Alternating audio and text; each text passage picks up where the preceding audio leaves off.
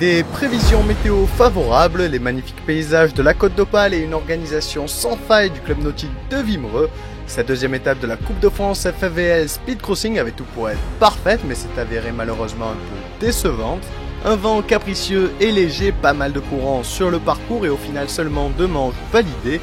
2 manches permettant néanmoins d'établir un classement pour cette deuxième étape du NJK Tour 2017. Qui dit vent léger et courant dit mission difficile pour les 20 inscrits en twin tip, difficile mais pas impossible pour ceux qui avaient eu le courage de rajouter quelques mètres carrés de toile, à l'image de la rideuse de l'association parisienne de la KIF, Céline Sauvage, qui est parvenue à boucler le parcours.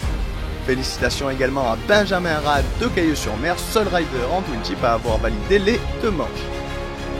Les grands vainqueurs de cette étape de Wimereux, c'est le team Alpine Foil. La marque grenobloise de foil fait carton plein puisqu'il emporte dans 3 catégories en foil.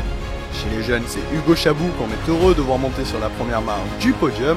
Chez les vétérans hommes, encore une vague orange avec 3 riders alpines. On en profite pour saluer Fabrice Delegue à la 3e place pour son premier podium. Enfin, Fleur Chalot, première en vétéran chez les femmes en foil. Elle, c'est loin d'être son premier podium.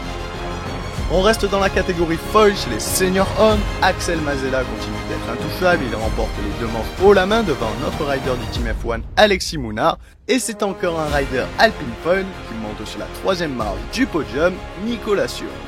Enfin dans la catégorie directionnelle, il finit premier chez les hommes pour sa première compétition de kitesurf, il s'agit de Benjamin Bourguignat. Chez les femmes, c'est la parisienne Sophie Rodier qui remporte cette étape. La satisfaction de ces 3 jours nous vient de la section handicap du club DFC de Dunkerque. Ils ont animé le spot avec du kite buggy, du paddle, du kite en prouvant qu'on peut pratiquer des sports de glisse en toute sécurité même avec un handicap.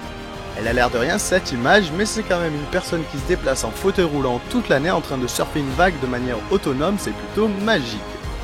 Les prochains rendez-vous, ce sont la 3e étape à Port-Saint-Louis-du-Rhône du 29 septembre au 1er octobre et la finale à Perros-Guirec du 20 au 22 octobre. D'ici là, passez un bon été, entraînez-vous et bon ride à tous.